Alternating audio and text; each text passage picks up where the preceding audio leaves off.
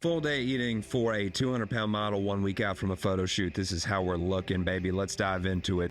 So as a fitness coach, let's take a look at his calories and his macros and talk about some pros and cons of this meal plan. Meal 1, 40 grams of oats with 16 grams of PB2. We got 2 whole eggs and 4 egg whites. So this is a good way to start off the day. I always preach this. Get your protein in early. So we're getting protein from the eggs, the egg whites, and a little bit from the PB Fit. We're also starting off with oats, which is a good source of fiber. So when you pair the protein with the fiber, your first meal of the day is going to be satiating and you're not going to be hungry again in 15 minutes. Also, PB Fit is a good substitution for peanut butter, as peanut butter is very high in calories and not very high in nutrients.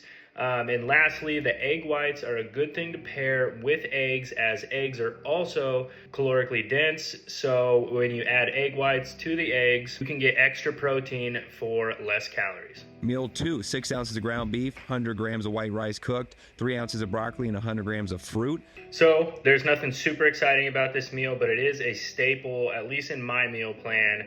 During the week, when I'm busy, you got your protein from your beef, you got rice for your carbohydrates, and you got some vegetables and fruit for additional carbohydrates, but as well as vegetables is a good, well-balanced meal, make you feel good throughout the day. Diving into a very similar meal, 4 ounces of ground beef and a couple chicken skewers, and then this 5-calorie spaghetti. So pretty similar meal to the previous one. However, this is a really good tactic to use if you struggle with satiety. It's using spaghetti like he used in this video, where it's extremely low in calorie or almost no calories. You get a massive bowl of spaghetti for like 5 or 10 calories, sometimes 15 calories, whereas a normal bowl of pasta like that would be several hundred calories. So maybe you can implement something like this if you're struggling with satiety. Meal 4, we got 6 ounces of salmon, 3 ounces of broccoli, and 6 ounces of potatoes. So this is a relatively simple meal, but very effective. We're getting lots of protein from the fish, as well as good healthy fats from the fish.